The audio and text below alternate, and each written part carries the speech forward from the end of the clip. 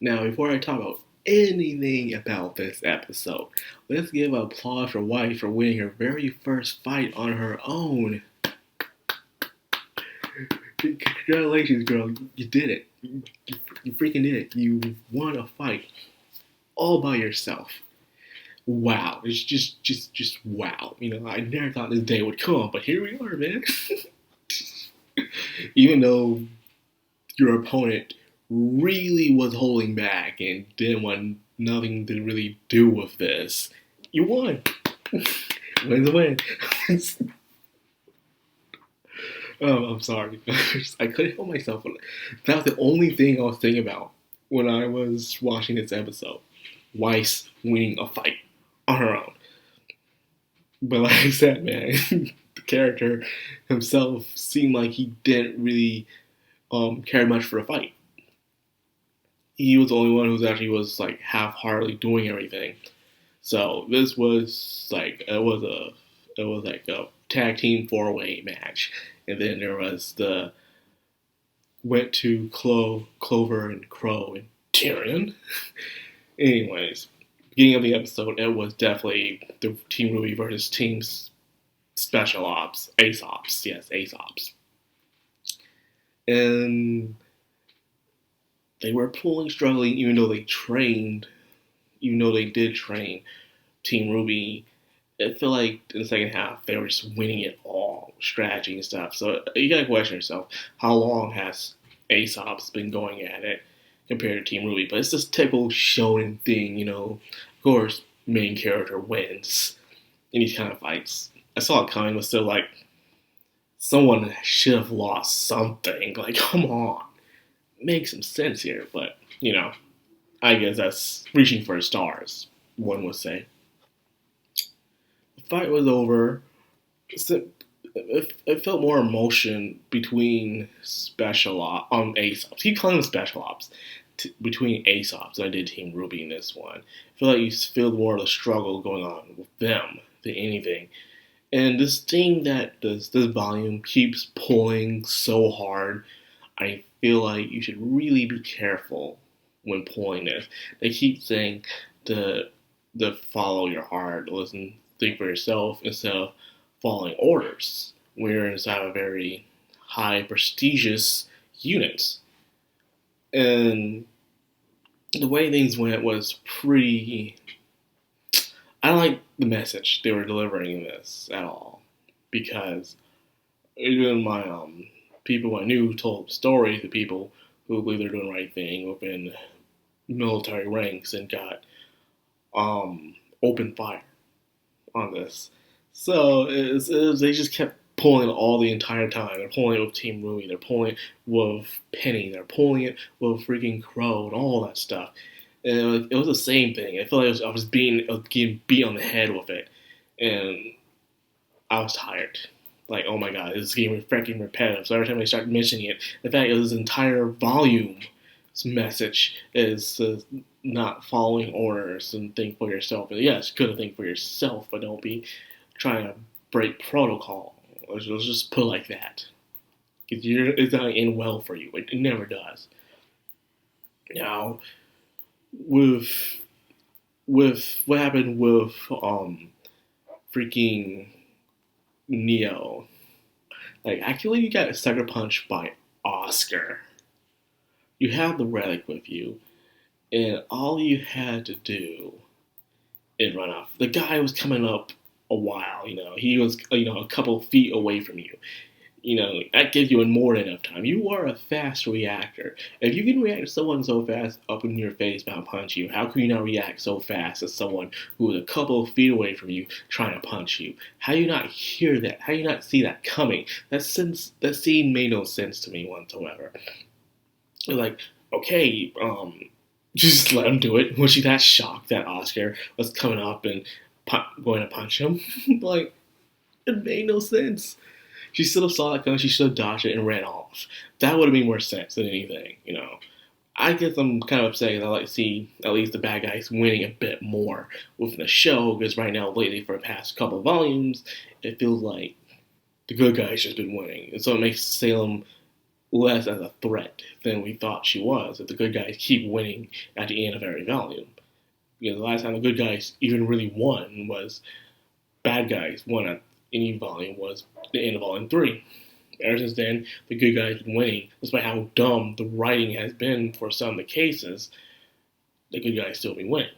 So it feels like they only win for a plot's sake, and that's it. Which just does damage on the writing a lot. Now, Awful Fruit with Neo, let's talk about Winter and Penny. Penny doing the same thing, like, oh, okay, we get Penny, we can get it. But someone still got to do something with the Winter Maiden. You can't just leave her there. And Winter had time to finish off the Winter Maiden. She had time. She'd been had time. But nope. She spoiled with talking Penny, like, Penny, shut up and let her do her job. No, let's stop her from it. Let's keep talking. Now, it's too late. Cinder's there. And people were really hoping, I was really hoping myself, that freaking Neo becomes the next Winter Maiden or something. She goes in, she sneaks in, and she kills that whoever the heck is in that tank. But instead, it's Cinder, because, she's just hungry for power, I guess. I don't know. I was really hoping for the other thing. But hey, what's going to go down this time, Cinder's really powerful, so we'll see what happens in this match. See how it goes, I hope it's going to be one-sided, but I also hope that it's just going to be good guy win so much, because it's just been, the good guy's just been winning too much, okay? It's repetitive. Now, what else is there? Is the final thing I want to talk about for this episode, and that is the stupidity of Crow. The major stupidity of Crow. You're on a plane with a very dangerous criminal who will kill people any chance he gets. You have one character I don't care about, which is Robin. I'm sorry, I just couldn't warm up to the character. I feel like she was just in the way, screwing things up more than anything. She didn't have much development. Then you have Clover, a guy who has good luck.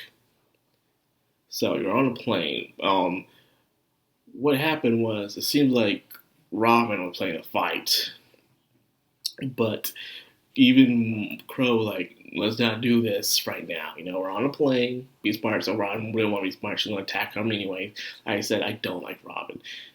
Then Tyrion gets free, crashes the plane. Robin's unconscious. I'm like, holy shit, she's dead? She's not? Oh, okay. Just moved on from it. Then they're fighting. Tyrion is fighting, but this is a dumb that comes in. Okay. Why did you decide to help? I think Clover and Crow did something stupid. They both were just stupid in this way. Because when it first happened, Tyrion was like, want to join up with me and cut the slack off, cut him loose. That's what Tyrion suggested. Of course, Crow wasn't going to agree to this, but for some reason, Clover's stupid stuff like, hey, once you want to take down the dude who's more dangerous, I don't know, the freaking scorpion guy, the dude who kills people, wouldn't it make more sense to take him down than anything else? But instead, he's still trying to attack Crow. Crow is fighting Tyrion, if you see the fight. And he just comes stupidly and keep trying to trap in Crow the entire time. This pushes Crow's back, and then he starts helping out Tyrion. Tyrion's giving him the boost and stuff. They're ready together to take down Clover. This was so dumb. I guess, now that I think about it, Crow, in a way, I guess I can't be too mad at him, because in the end, it is Clover's fault. Clover is the one, in the end, who actually did try to take down Crow, even though Crow was still fighting Tyrion. It made no sense to me. It would make more sense if Clover joined in and tried to stop Tyrion. But then all this caused freaking Clover to die in the end. So now I'm thinking about it. It's not really much Crow's fault, but more Clover's fault. Clover did that to himself. I'm sorry, Crow. You were pushed into a corner. Okay, Crow was trying to capture Tyrion. Crow was trying to stop him. But instead, Clover's dumbass decided to interfere and all that other stuff. It was dumb. He should have been working with him. I'm pretty sure I wouldn't understand you taking down one of Salem's minions compared to someone you're just trying to stop from stopping your plans. That would make more sense, in my opinion. But then again, let's go back to the bad writing. So as you can tell, this volume is almost over with. And I'm going to say something that I should have said a while back. And it's the quick pasting within this series. It seems like each volume, the writers just want to complete everything within one volume. Everything. Like, we go this place, like, in the first 3 volumes of RWBY, we stayed in one place, we watched the people grow, and we see the land around us. We got to warm up to the thing. So it shocked us when everything hit the fan, and then it was declared one of the best volumes ever. But then after that, it seems like we're going place to place really fast. Things are wrapping up. The problem with this is that we don't have enough time to really expand on a place. For instance, when they went to Haven, we didn't really get a chance to really explore Haven much. We didn't just see much of the settlements or any more characters. It was just going by way too fast. Heck, we were in 2 volumes of Blake's place, which was actually not that bad compared to everything else. Everything else, we're there and then we're gone. We don't get a chance to actually warm up to most of the characters in this. And so there were plots sometimes I feel like it's rushed, you know? I feel like we would get to know the characters better, such as Robin, Jock, and all of them, if we had more time. So the question is how long should these volumes be? Or maybe they should stay in a place for more than just one volume and then go on to the next thing. I feel like things are being just rushed, in my opinion. Let me know what you guys think about this, because that's what I've been thinking about for a while. So that's all I got for this. I don't know how many episodes this volume has, to tell you the truth. I heard some people saying probably 14, 13 will tomorrow be the final episode. We will find out next Saturday if I'm even here, because I gotta go back out of town again next weekend, I think, if everything goes the way it's supposed to. If not, I'll be here reviewing it. And that's all I got for this video. I hope you guys enjoyed it. If you did, like, comment, subscribe, of course, hit that bell icon and stay notified. This has been the Madcrownxox on Anime, signing out.